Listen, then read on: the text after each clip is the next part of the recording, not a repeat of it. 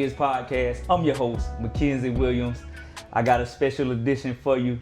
If you don't know this guy, we're going to get to know him. Coach Carlin Hartman.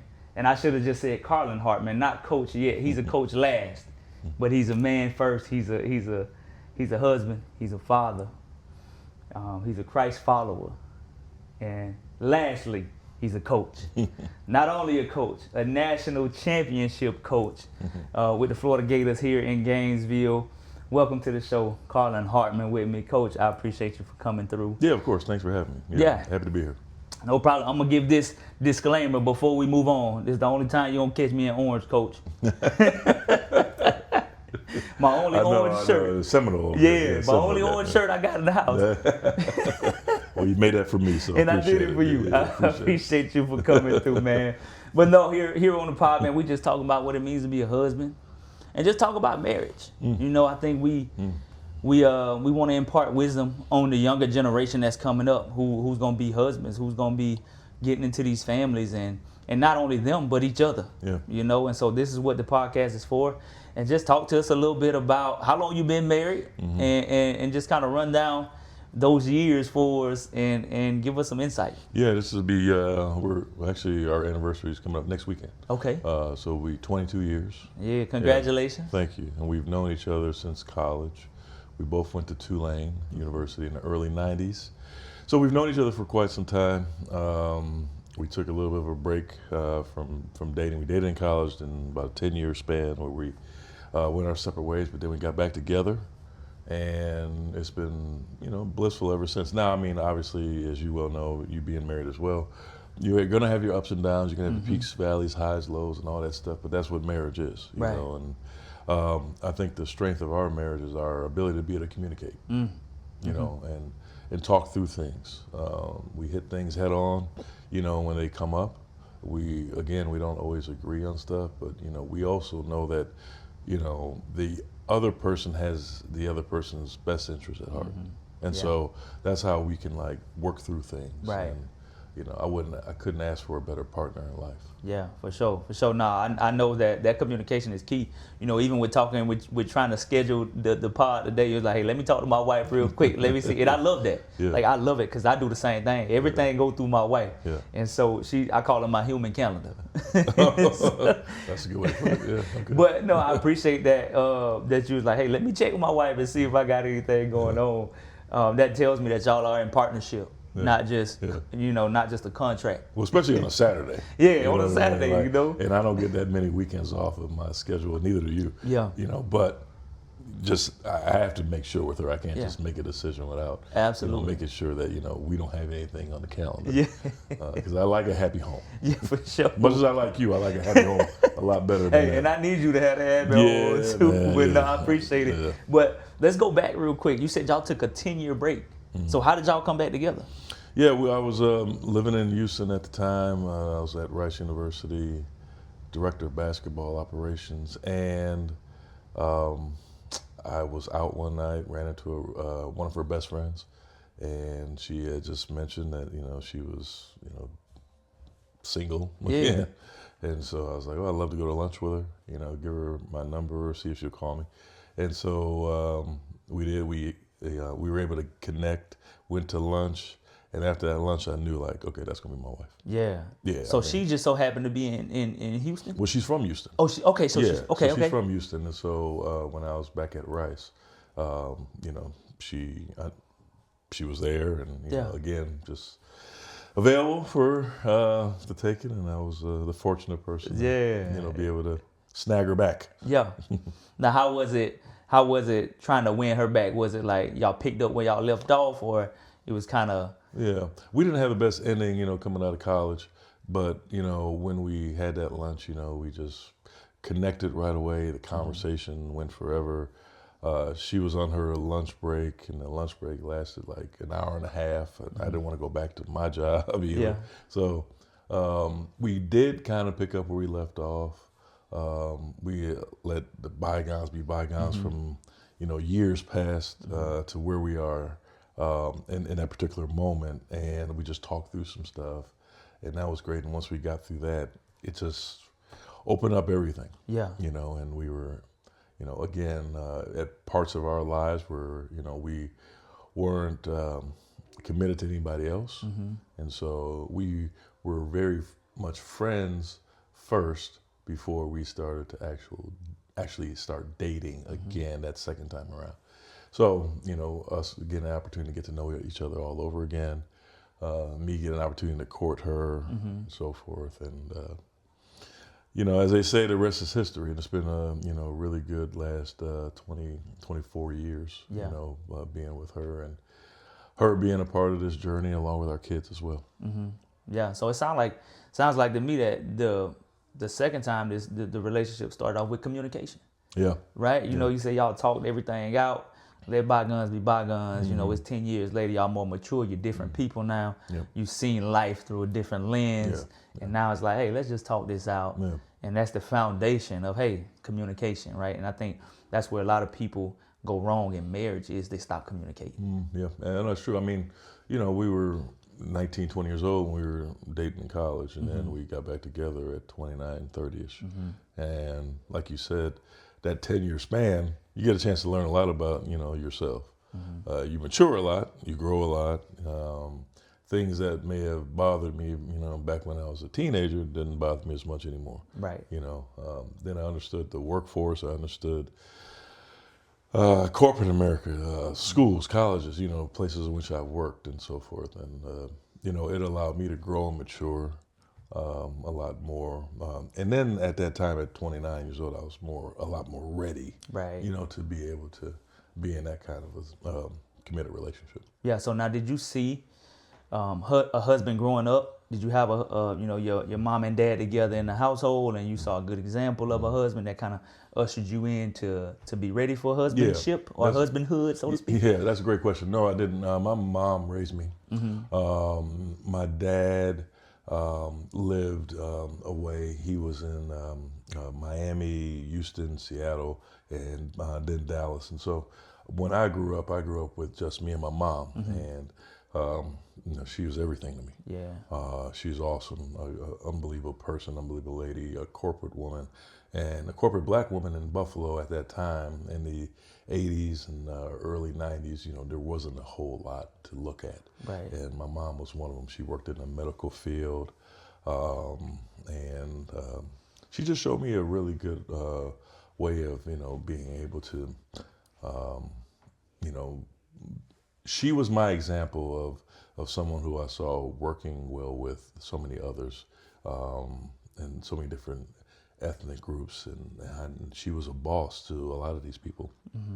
And so to see her navigate that as a black woman in Western New York, watching her, we always had a roof over our head.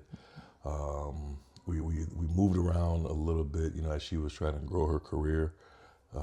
Sometimes, it may have been a little bit, rough, for a year or so. So we would live with my grandmother at times. And then when she really got on her feet and she got her master's degree, she started to get better jobs and so forth. So I saw all that. So my mom raised me along with my grandmothers, my grandmother, my great-grandmother, my grandfather, and uncles and aunts. Just a whole lot of love. For my family, but my mother was the one that I really looked at as a role model. Until she passed in 2009. Yeah. Well, shout out to mom, man. Listen, a good mama, you can't replace a good mama, man. No. And good fathers are, or you can't replace them either. But something about, man, them mamas, you can't replace a good mama, man. And she set that example for you. And that, man, I can't say enough. I can't say enough about them. I love today my mama's birthday, actually. And, just got off the phone with her. That's awesome. And she going out to eat with my uncles and my aunties and everybody. So happy birthday, Mom. I love you. But yeah, so how did you get your foundation of what a husband was? Oh, that's a great question. Yeah, it was a lot of trial by error, quite frankly. I did had a good relationship with my dad, especially in my teenage years and beyond. And so I saw him interact with his wife, who is very important to me today. as my stepmom, and so I saw him interact with her.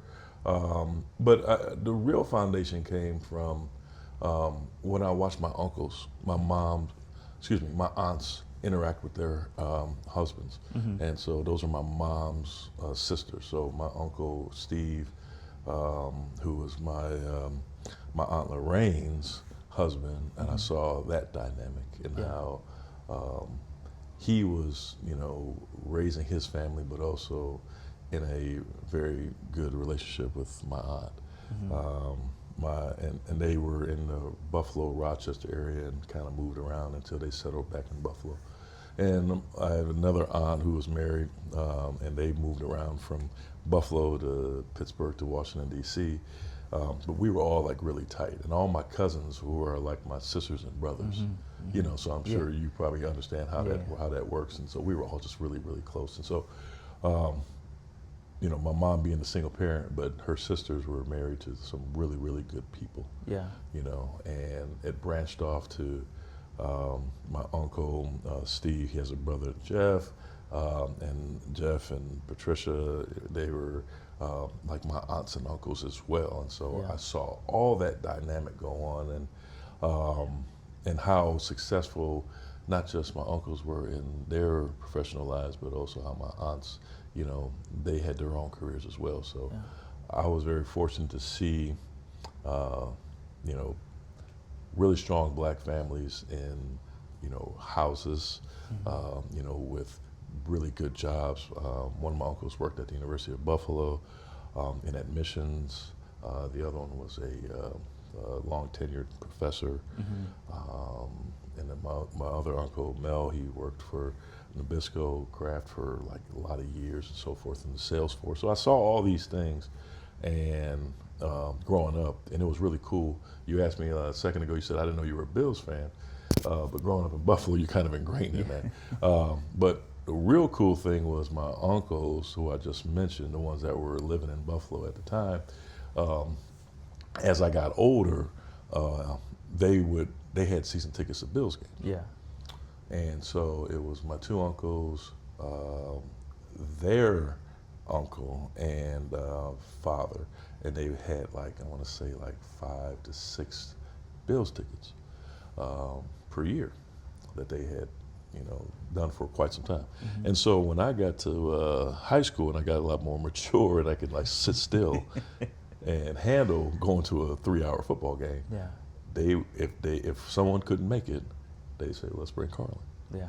And so I was able to get those moments, with them growing up, to where they would take me to Bills games, and I just thought that was the coolest thing ever. Yeah. And so I never forgot that. I always appreciated it, and then years later, they saw and they realized, that I was on the right path. I was doing the right stuff, and so I earned the right to be able to go to these games, with my uncles, which was really cool. Yeah, that's cool, and I can see the smile on your face. Yeah, when you're talking about them, to know that they had a big impact on you. Yeah. And I think men being in your life that early it makes the difference. Sure, absolutely. It makes the difference, and so just hearing that story, right? You had multiple examples to look up to, and I know that shaped how you think today. I know that shaped, the man that you are today, the husband that you are today, seeing a good marriage, seeing how they treat your aunts, seeing all those things really help shape that. Yes. And that's important. And that's, a reason that I did create the podcast, man, so we can impart the wisdom, on not just the younger generation, but the older generation too. Because they can learn from us and we can learn from them, and it's about community. It's about sharing what you know or what you've learned with somebody else, whether they're older or younger than you. But if we can impart some kind of wisdom on this platform for somebody else to take and apply to their marriage and make it better, I'm all for it. Yeah, I think the one thing that you say, and that whole thing as I'm listening to you talk, is marriage is a two-way street, as you will know and I know now. I think the biggest thing too is also, you got to get over yourself. Yeah. As Yeah. You know, I think when you're young and, you know, you only think about yourself. And that's what you should do a lot of times, you know, as you're trying to grow your career, you know, grow in terms of your maturity, your spiritual growth, or whatever the case may be, whatever type of growth that you are and trying to embark on. But once you get into a marriage, it's not about you anymore. And then when you start having kids, it's so far from you, Yeah. you know, anymore. Yeah. You know, you have a wife to take care of. You have, you know, another human being or human beings Yeah. to look after and to, you know, work for. And you don't necessarily have to be the breadwinner, but you have to also understand, like, this is a partnership. Marriage is a partnership. Marriage is a relationship-driven, you know, situation where, you know, you have to do it together and you have to work with the other person in order to make it work. Yeah. Yeah. Like you said, it's a two-way street. It is. Right. And I like, and I know a lot of people say marriage is 50-50, which I get what they're saying. But for me, marriage is 100-100. Because I got to give 100%. She got to give 100%. Yeah. You know what I'm saying? I get what people say when they say 50-50, right? Because you want to equal that 100.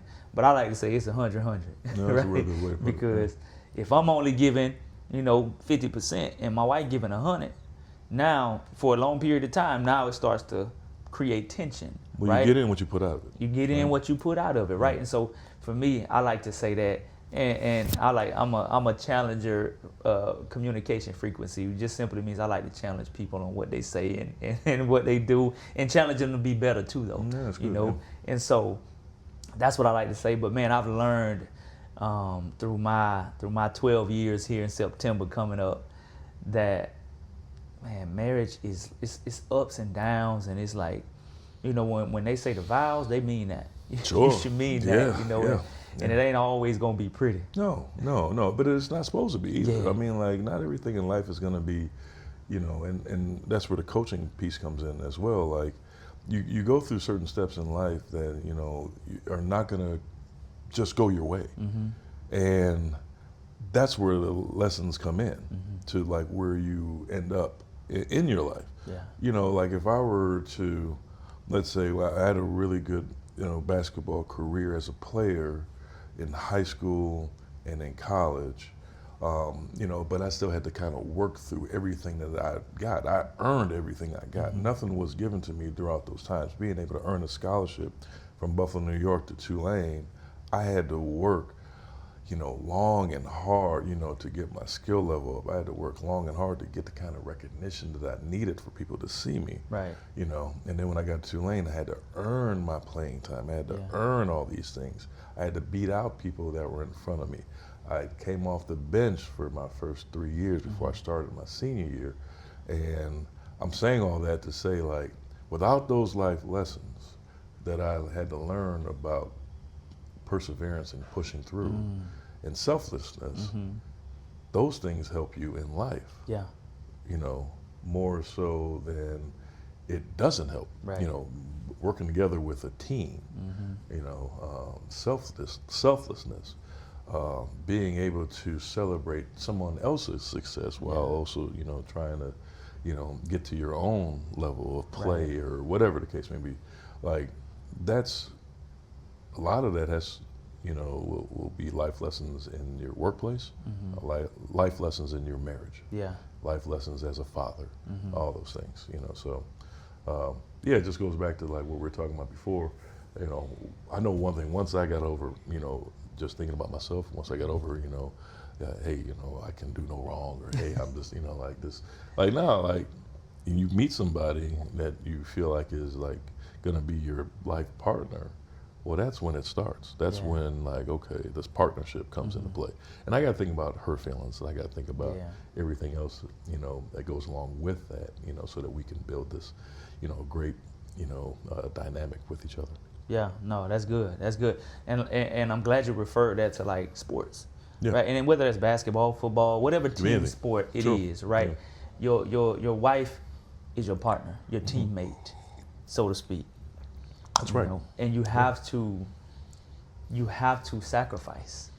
Yeah. You gotta sacrifice. And you know, I'm glad you brought up, you know, coming off the bench at Tulane. right? Because the perseverance that you showed coming off the bench and working your way up got you to the Tulane Hall of Fame. Yeah. know? I mean, that's the thing. Like, you know, when I was in high school, I was on JV my freshman year. I didn't know any different. I did what the coaches told me to do, you know, but I had to work in order to get to the varsity level. Right. Well, then I worked my tail off in between my freshman and sophomore year, and I go from JV to varsity, and all of a sudden, like, I all of a sudden became the best player as a sophomore. And junior, senior, I just got better and better and better. Yeah. Again, you know, without a certain foundation of, you know, drive and, you know, intestinal fortitude to like try to, you know, get to being as good as I could possibly be, you know, that JV experience for me in high school was a learning situation. I didn't know anything about basketball. I was a pretty good athlete. I was tall, I was long, but I didn't understand time and score situations. I didn't understand, you know, where to be. You know, when I'm trying to, you know, when the coach is telling me, okay, you got to cover down. What is a cover down? You know, what is all these different things? I had to learn all that stuff. I didn't know anything. You know, and so then you fast forward to where we get to Tulane, and you know, the reason why I ended up getting into the Hall of Fame, it wasn't because of my numbers. It wasn't because of my all league credentials and so forth. I had a few of those. My numbers were really good and solid, but the reason why I got into Tulane was Tulane Hall of Fames was because we won. Yeah. It was the best era of Tulane basketball, and I was one of the best players. And you know, when I graduated in 1994, you know, we had won 80 games. You know, in those 4 years, we went to 2 NCAA tournaments and NIT. And you know, my first 3 years, like I said, I came off the bench. I played a lot coming off the bench.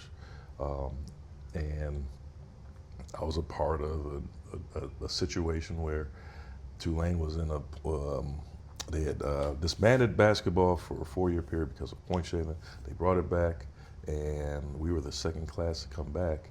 And that class of the freshman year, 1990-91, when Florida State was still in the league, by the way, the Metro Conference. That team was 15-13. It doesn't sound like a great record, but the year before we were 4-24. You know, and so our freshman class comes in, we turn it, we flip it, sophomore, junior year, senior year, NCAA, NIT, and you know, the rest is history. Tulane has had 3 NCAA tournament appearances in their history, and I was a part of 2 of the 3. Oh yeah. You That's know, amazing. so that's why, you know, my situation came from a lot of winning. You know, I was solid in terms of the numbers and so forth, but the winning, the mindset, the attitude, you know, that's the reason why I was able to get in the Hall of Fame. And a lot of that was, again, just what we talked about before, the lessons that had to come along with that. You know, all the star players had gotten into the Hall of Fame years before I did, but the recognition from, you know, 30 years after was, you know, people did not forget, you know, what I was able to bring to the table in terms of the leadership and so forth. Yeah. And that translated into marriage, right? And so like with you doing all this winning, right? Coming up through high school and college, doing all this winning, how did you handle adversity in your marriage? Yeah. Well, that's where I think the early part of the marriage is, my marriage, there was a little bit of a struggle there. You know, again, you're a single person coming into this situation, and so I'm always thinking I'm right. And at the end of the day, to please your wife, as we now well know, she needs to feel like she's right more often than not in order for it to work. And you know what? And it became one of those things, you know, where again, the basketball, the coaching, the playing, one of the skills that I've developed over the years that I think is really important is listening. You know, I wasn't a great listener when we first got married. I became a much better listener, and I became a much better, you know, much better at being able to decipher, you know, the things in which I knew were extremely important to her versus the things that could maybe wait a little bit, you know, for a particular reaction or a particular result. So I figured those things out, but the biggest thing was just the listening piece. You can take so many different things from, you know, our profession in coaching in sports and in life to embark on, with your marriage. Yeah. And listening is one of those things, where I listen to what our players have to say. Being able to work together, selflessness, understanding your role, right? We always talk about that, as coaches. What are you going to be best at in your particular role, John Smith? You might be a little bit different than Tom Smith. Yeah. But your role is just as important. If you got a good attitude about it, you work your tail off, and you love being a part of the program. Marriage is no different. Do you work hard at it? Are you willing to invest? And are you willing to, go through, like you say, those ups and downs and highs and lows that happen within a marriage? Yeah. No, that's good stuff, because most of the time when we talk about communication, we don't hit on the listening piece. Yeah. Right? Because listening is a part of communicating. Absolutely. And so I think learning how to listen, like you said, I was a terrible listener. Early on, probably until like a year ago, to tell you the truth, to be honest. I always heard something different. Sure. Because you wanted to hear something different. Exactly. Because I wanted to hear something different. And now I check with my wife. I'm like, all right, so I heard you say this, or this is what you're saying. And she'd be like, no, I didn't say that. And now I get clarity, right? But that comes from going through the growing pains, and comes from being humble enough to ask the question, to say, hey, did you mean this? Or I heard this, and now you get corrected. Yeah, that's right. That's exactly right. Yeah. Did you mean this? That's, that's just a good follow-up question. And just to gain that clarity. Because a lot of times, how many times have you gotten to a point where, okay, you just assume that this is what she wants, or you heard it a certain way, like you said, but it's totally opposite. Yeah. And all of a sudden it sparks, well, you never listened to me, type of dialogue and so forth. And maybe you were, that wasn't your intent. Yeah. But where listening comes in, or even, okay, so just let me be clear, just like you said, that even right there just gives the empowerment back to your spouse. Yeah. Oh, that's good. I like that. I like that verbiage you use, right? Giving the empowerment back to your spouse. Because early on in my marriage, I would hear my wife say something, right? It's like that white man can't jump scene when he's like, yeah, you listening to Jimmy, but you can't hear Jimmy. Yeah, right. Right? So I was listening to my wife, but I wasn't hearing my wife, right? And so I was giving her what I thought she needed, but I wasn't listening to her to give her what I knew she needed, right? Because what she was telling me was what she needed. But then I'm like, oh no, I think I know better. You need this. And that's what I would do. And she like, you're not listening. Yeah. You're not listening. Yeah. And so I was giving her what I thought was best instead of listening to her and giving her what she needed. Because she was telling me, my wife, she communicated with me great. Yeah. But my stubbornness and thinking I know best, Sure. and thinking I'm always right. And in turn, my wife is most of the time right, 95% of the time. Yeah. But I think that listening piece, man, and it finally clicked for me of listening and saying, okay, this is what you mean. And giving that power back to her. Because a lot of times we can't make our wives feel like they don't have a voice in the marriage because we just do our own thing. Or we go off of what we thought we heard and then try to do that instead of getting that clarification with our spouse. Yeah. I mean, we can talk through it and, we can go round and round on this, but I do think it is important that, just being able to get that, clarity of whatever the situation may be. There's so many times when she would just say, if you just listen to me, everything will be fine. Yeah. I'm sure you've heard that. Oh, yeah. Yeah. And then early on, it's like, well, in my head, I'm like, I don't want to always listen to you. Why can't you listen to me? Yeah. And whether it be fair or foul, women, in my opinion, are different than men because we react more and we don't think. They think before they react.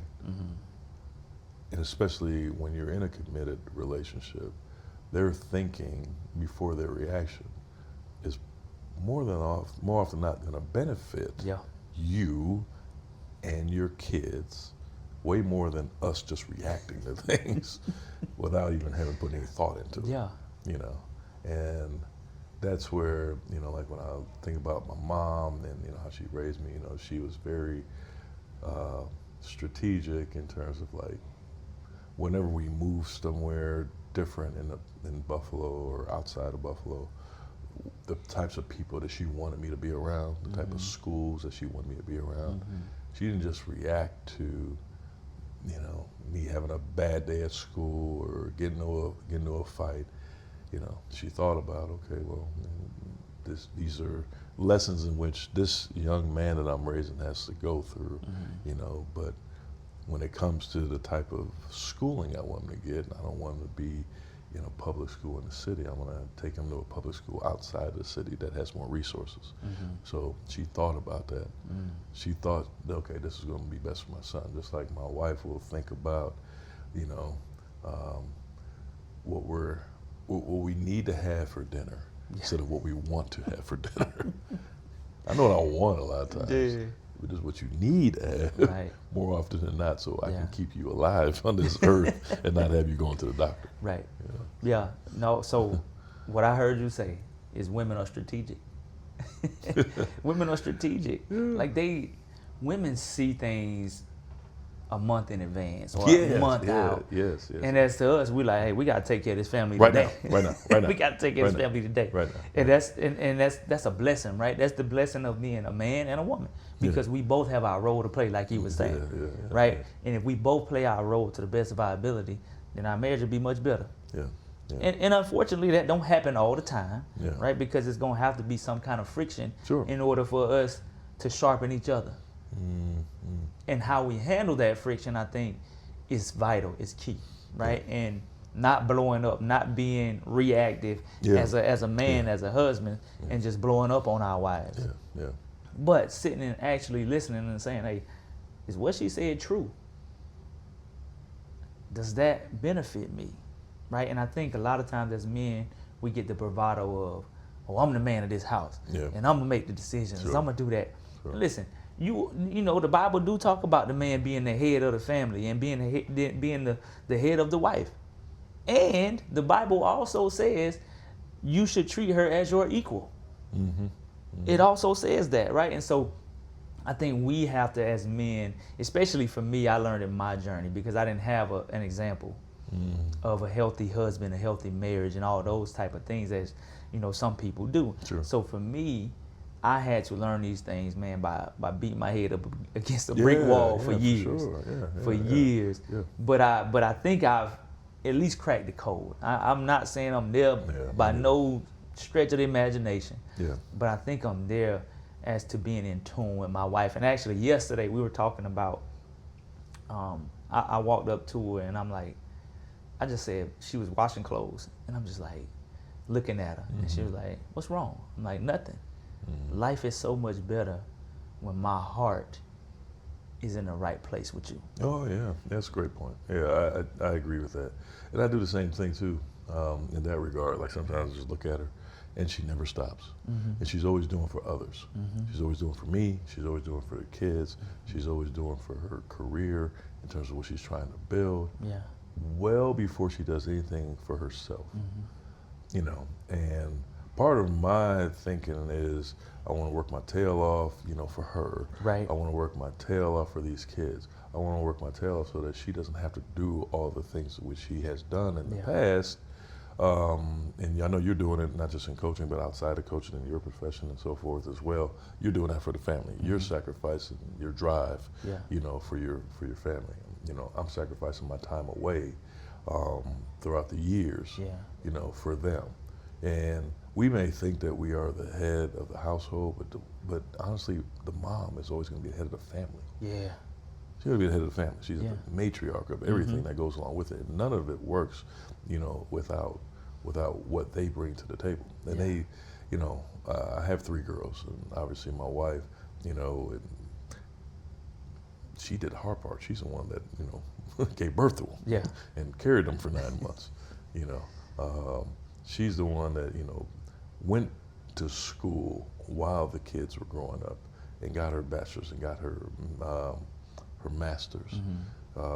She's the one that all that time, that I'm trying to build my career and taking jobs that, were good jobs but not great jobs. She's the one that's encouraging me, well, yeah, you're so much better, you need to think out of the box and all these different things. And so none of the dynamic of what I have today works without that person, without my wife.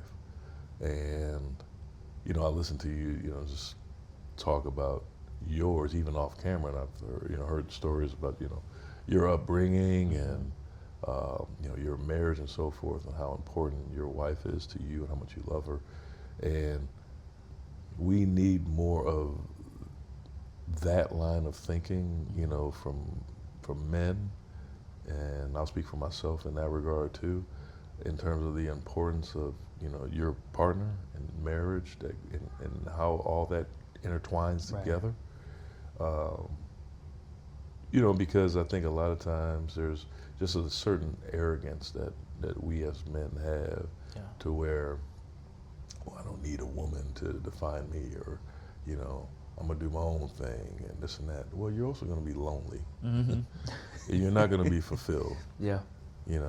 Life is already hard enough as it is. Why not find someone, that you can share the journey with, through good and bad. Yeah. And not all of it's going to be perfect. And some people aren't meant for marriage. Right, so I'm right. not sitting there saying that I advocate Right. for every man to get married. No, Yeah. it's not even about that. It's more or less about, just how your thought process is and how you think, about yourself.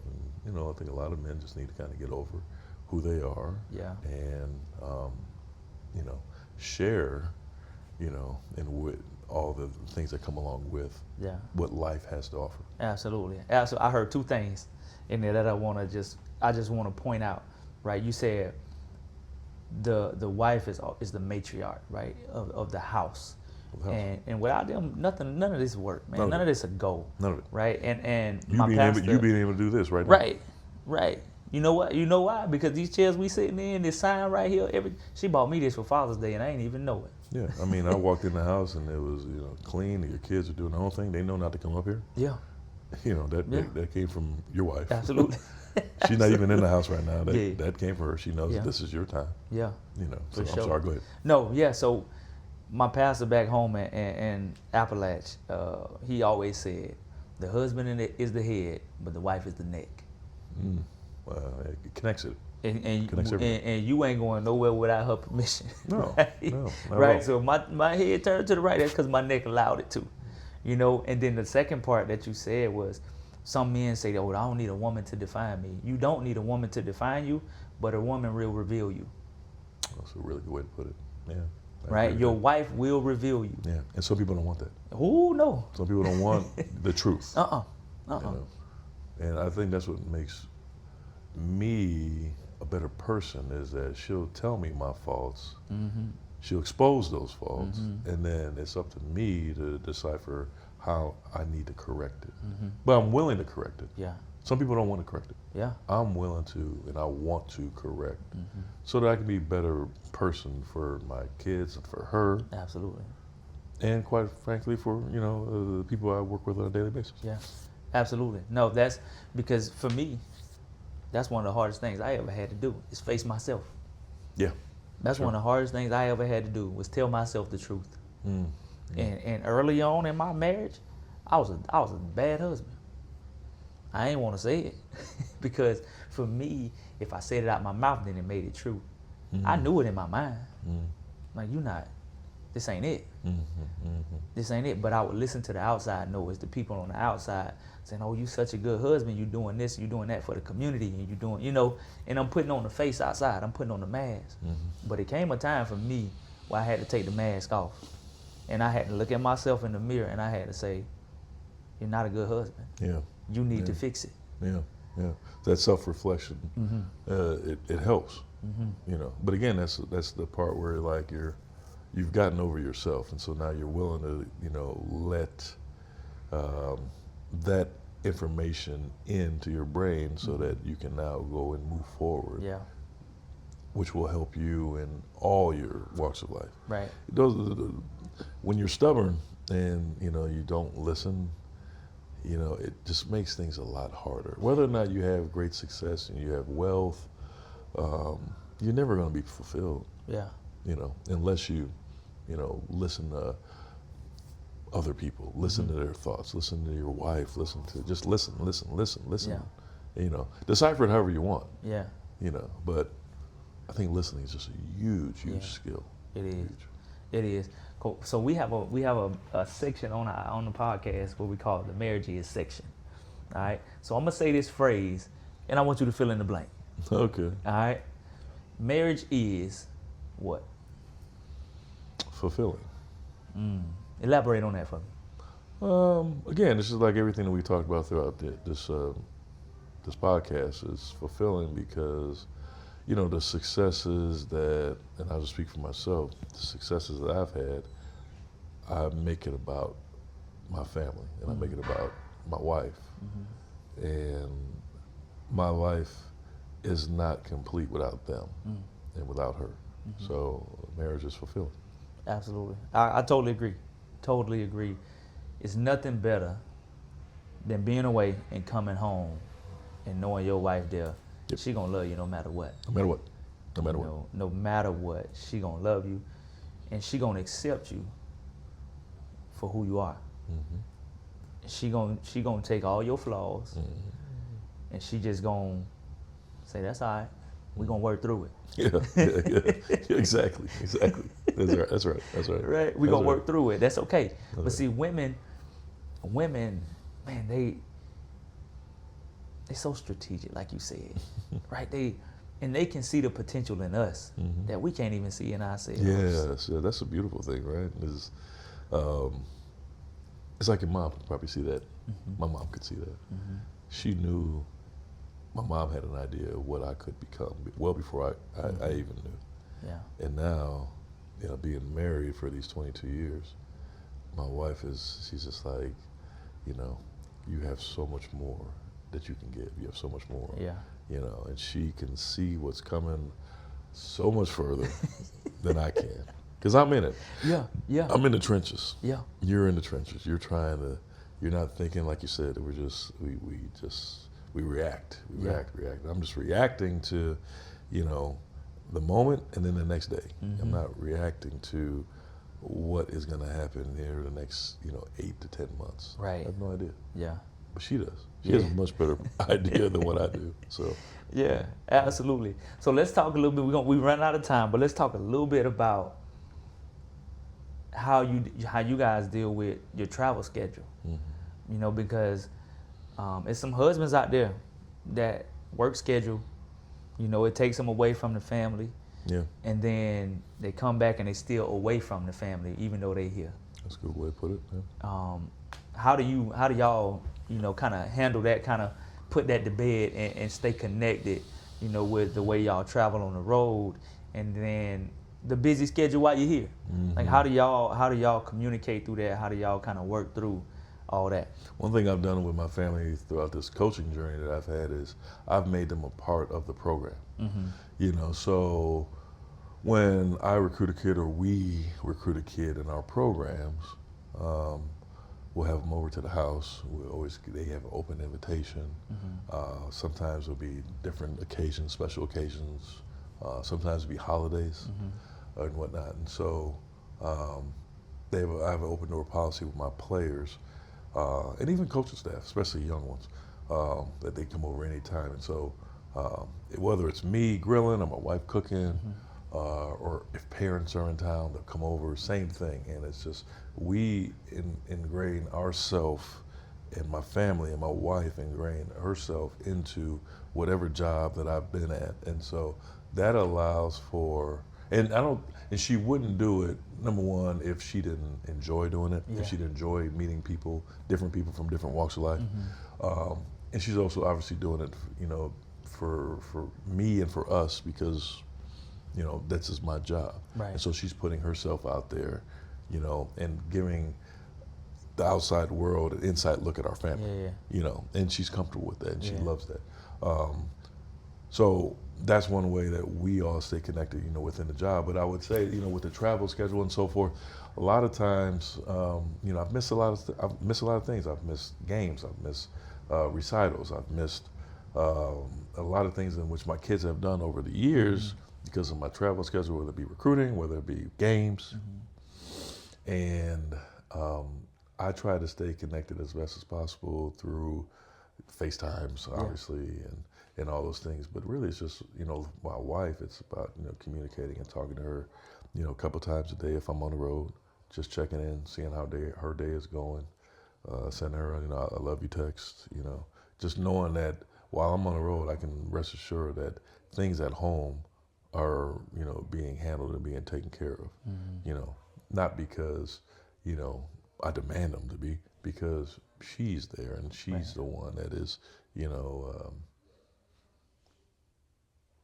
she's the one that's putting all those things, you know, in place and then together and making sure the family dynamic is run the right way. Yeah, she the engine. She's the engine. She's the one. Yeah. She's the one. She's the one. Yep. No, I couldn't do my job without somebody like her, because I know that it's running smoothly. Our entire family dynamic, our operation as a crew is running the way it needs to be. Yeah. No, man, women have a way of just, I like to call it being a duck. And that's what I mean by that. Right? When you see a duck in the water, the duck look like it's just gliding across that water. But underneath, that duck feet is going like this. Working. Right? You know, it's working hard. But on that surface, man, it just look as calm as ever. And our wives have a way to make the hard things look easy. Yeah. There's no doubt about that. When we won it last year, well, even before we won it, we won the Elite Eight game against Texas Tech, and all our kids were there. And so it was great. One of our daughters lives in Los Angeles, so she flew up from San Francisco. So all the kids were there, and my wife, of course. And so it was just a really cool moment. After the game, we all just kind of huddled and, you know, and I just expressed my gratitude, love, and appreciation for them and the journey to get to this point, making our first Final Four as a family. And it wasn't me making the Final Four, it was all of us. Yeah. It was a family. It was our entire crew. And so for everything that I had missed up until that point, I said, this is the reason why, you know, I missed a lot of things so that we can get to this particular point in time. Right. And that was just, you know, getting to the Final Four. You know, after we won it, that particular moment for the Elite Eight game, you know, I was, you know, really emotional, and, you know, I was, you know, so grateful and thankful and just crying. And then we won it, and then those tears dried up. It was more or less like, you know, wow, we really did this all together. And so we're all together again. And it was just a celebration, you know, for all the hard work that they had put into it. The sacrifices they made. And the sacrifice they made. Yeah. Like that, this is not just my national championship, this is our national championship. Yeah. You know, and so I let them know that every single day, that I got national championship family, you know, behind me. Yeah, no. Marriage is fulfilling. It's fulfilling. It fulfilled. That right there topped it off. Yeah. Right? Yeah. That topped it off because you got to share that with your entire family. Because not only you making sacrifices by providing for your family, but they making sacrifices because they giving up their dad, and Christine giving up her husband, not only to go coach basketball, but to go show these boys that you coach Yeah. what a husband look like. Yes. Yeah. What a man look like. Yeah. And what integrity looks like. But that's why, again, why we open up our home, you know, because I want them to be able to see, you know, me in that particular way, because a lot of these kids come from so many different walks of life. Some do come from two-parent homes where they see the mom and dad on a daily basis. Right. Others don't. Others don't even have a mom or a dad, and it's maybe their grandparent or guardian or aunt or whomever raising them. Yeah. And so if I can show them, you know, what a fulfilling household a loving household looks like between a man and a woman and their kids looks like, then as a mentor, I've done my job. Absolutely. You know what I mean? Absolutely. So that's important to me, and that's why we always open up our home. It's funny, there's a joke on our staff. It's Todd and a couple of other assistants call me America's father. And quite frankly, but they say it in a very sincere and loving way. Right. And I'm just like, yeah, I guess I kind of am. Yeah. I'm like everyone's favorite uncle. That's a compliment, though. Yeah. I don't. Yeah. I love it. I love my role. Yeah. I do my role great, and I'm very good at a few things in life. I've been a very good father. I've been a very good coach and mentor, and I am really working towards being an A+ husband. And I do that on a daily basis. The reason why I've not given myself like a full A+ as of yet is because I'm still learning how to do it. Yeah. But I give myself a high grade for loving my wife. I give myself an A+ for Amen to that. But as a husband, I'm still a work in progress. Yeah. So. Yeah. No. Hey, Coach, we thank you for your time. Yeah, thanks for having me. We appreciate the wisdom you dropped on us. Marriage is fulfilling. Listening is a part of communicating. Yeah. Learning how to do it. But no, we appreciate your time. You're a Hall of Famer. Yeah. I always say that. Yeah. You're a Hall of Famer. You're a championship coach. Yeah. But you're a championship husband. That's right, to be. And so we appreciate you. Hey, make sure you like, subscribe, do everything, share it with a husband and a wife.